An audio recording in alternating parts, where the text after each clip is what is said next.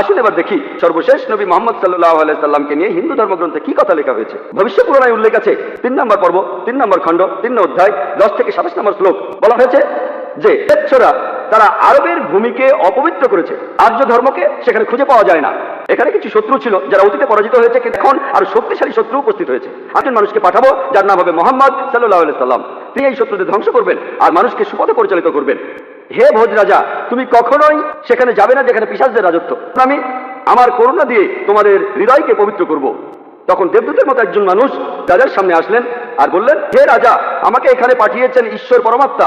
আর্য ধর্ম পৃথিবীতে বিরাজ করবে, ধর্মটা সত্য, দ্বীনুল হক সেটা পৃথিবীতে বজায় থাকবে। আমাকে এখানে পাঠিয়েছেন ঈশ্বর পরমাত্মা, যাতে মাংসভোজীদের বিশ্বাসকে প্রতিষ্ঠা করা যায়। আমার অনুসারীরা হবে সেই লোকেরা যারা সুন্নতে খাতনা করবে, আর তাদের মাথার উপরে কোনো টিকি থাকবে না। তারা একটা বিপ্লব তৈরি করবে, তারা মুখে দাঁড়িয়ে রাখবে, তারা প্রার্থনার জন্য আহ্বান করবে। বিধিসম্মত সব খাবারই খাবে, তবে তারা শুকরের মাংস খাবে না। তারা লতাগুল্মের মাধ্যমে পবিত্র হবে না, যুদ্ধ বিগ্রহের মাধ্যমে পবিত্র। তাদেরকে বলা হবে মুসলমান, আর তারা হবে মাংসভোজী।